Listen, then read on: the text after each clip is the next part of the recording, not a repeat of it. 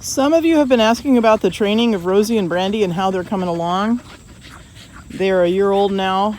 I just weighed them yesterday. Rosie's 32 pounds. Brandy's 31 pounds. Little tiny border collies. Very fast, very driven. Very, what's the word I want to call? Just very focused on what they're doing. And so when they're focusing on what they're doing, they have a tough time coming back to me mentally, which is typical of puppies. And I train my working dogs. These are Canada Goose control dogs, professional dogs that are going to go out and make a living in the world.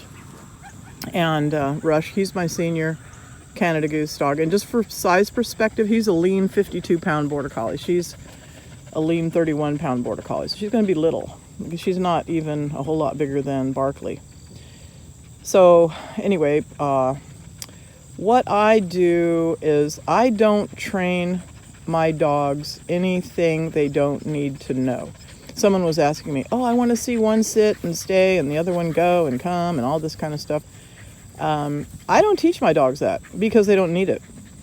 And I think for me, I don't want to train my dogs anything more than they need to know. Now, what these border collies need to know is when there's a lot of high excitement, that they should keep their focus on me. Now, notice how I didn't give her a command. I didn't have to say anything. I have a very long leash and it's quite loose to allow her to make a mistake. They're allowed to make mistakes because they learn from their mistakes. Okay. So it's been probably 4 months since this dog has been on a leash.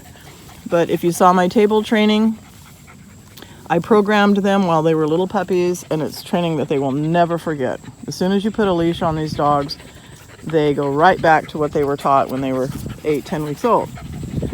So I just want her to move when I move. I want her to stop when I stop.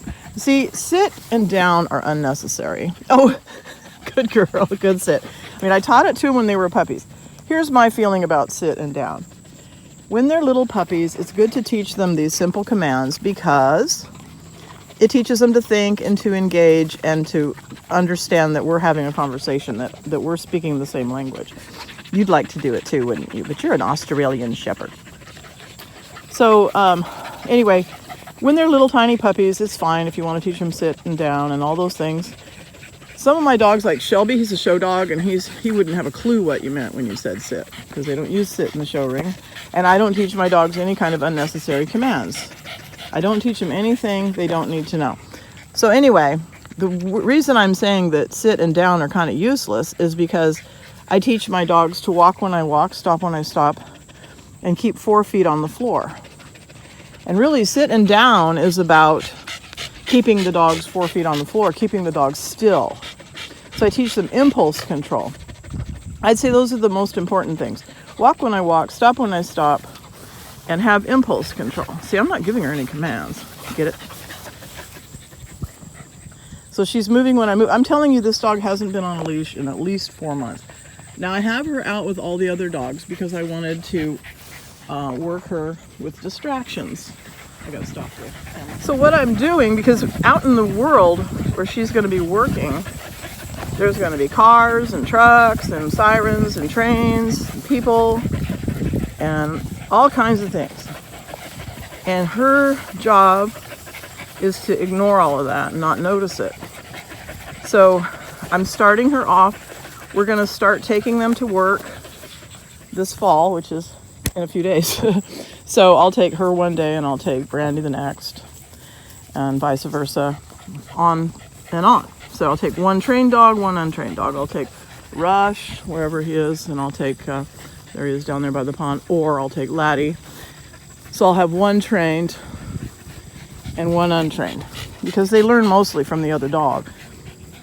But you know, you tell people what your dog does for a living. Oh, it chases Canada geese. Oh, my dog would chase Canada geese. Oh, my dog would chase Canada geese.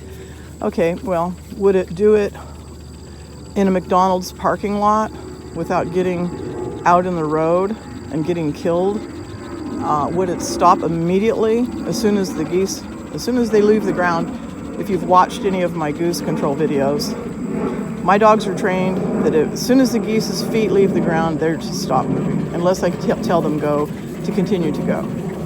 That way they stay out of traffic and they stay out of harm's way. So are they gonna, I have actually had a dog work at when there was a wedding going on. A wedding. The dog couldn't go up to any people. It had to do its job. It had to come straight back to me. So the dog has to be highly trained. So this is where we're going to start, is she needs to be 100% focused on me, no matter what Matt is choking on, no matter what's going on in the environment.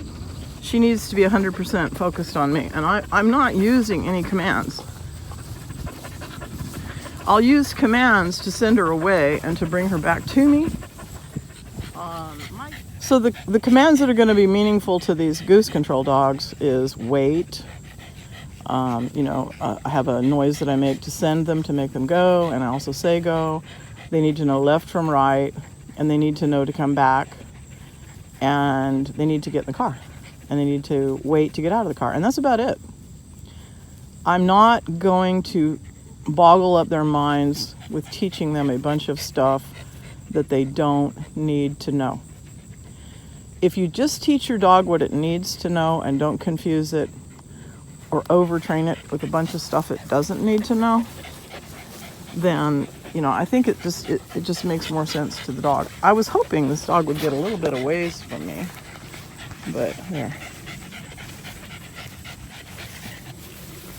He's really not. There we go. Okay, good. Because one thing I want her to do is wait, teach her to wait. I like to have her a little bit ways away from me. So we'll just say wait. All right. And then, come on, let's go. Good girl. Wait. Wait. Wait. I'm just teaching this to her now. It's not really stay. It's wait. There's a big difference between stay and wait. Okay, that's a good wait. All right, come on, let's go. Good girl. Wait.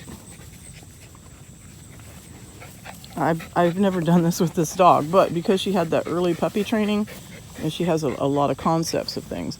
If you train them from 8 to 12 weeks, earlier, if you're the breeder, you start at 6 weeks. But when you get your puppy at 8 weeks, if you train it till it's about 12 weeks old, it's never going to forget it. I haven't had a leash. I haven't done anything with this dog in at least 4 months. See, she's still waiting because I didn't tell her to move. All right, come on, let's go. Good. Good. Wait. Very nice. See, I'm not putting her in a sit or a down. That's my point. She's going there because wait means we're going to stop for a minute. And, when you stop, you want to get comfortable. So you're going to find a sit or a down. Because these dogs have been taught to never jump on me, right? Keep 4 on the floor. If you will teach your dog to walk when you walk, stop when you stop, keep 4 on the floor, then everything else, I'm talking on the leash, everything else is going to go away. All the bad habits go away because they can't do bad habits when they're walking when you walk, stopping when you stop, and keeping 4 on the floor. Let's go. Very good. Very good. Wait.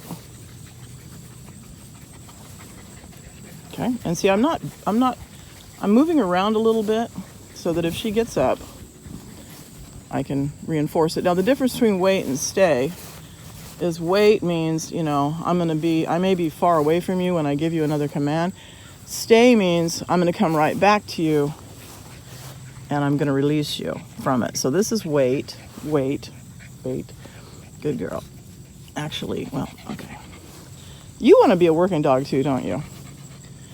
Okay, so I'm kind of moving around, moving back and forth, just reinforcing the weight. All right. Come on, let's go. Good girl. Wait. I'm going to try to get it while I'm moving around. Wait. There we go. See, I'm keeping moving around. I'm making it a little tougher. Because when they're on the job, when they jump out of the car and they're off the leash and they get a little ahead of me, I can tell them to wait till I catch up. and then I can assess the situation a little bit better. So I'm staying in motion, and I'm here to tell you, this is no joke. I just put the leash on the dog this morning. It's been at least 4 months since she's had a leash on. But what they learn as a puppy, they never forget. Okay? I'm gonna come in and pet her. What's a good girl? What's a good girl? Who's a good baby? All right. And that's about all the training I'm gonna give her now. I'm just gonna take the leash off of her, and I'll just let her, that might take 2 hands. There we go. It's just a slip lead. Good girl, free. Give her a free command. Just a little slip lead. And now she's free to go be Rosie. So I'll share some of the stuff I'm doing with my border collies, but if you're looking for military style obedience training on these dogs, you're gonna be sorely disappointed, because that's not what I do with my working dogs. I teach them just what they need to know, nothing more, nothing less. So thanks for watching. Don't forget to like, subscribe, and share.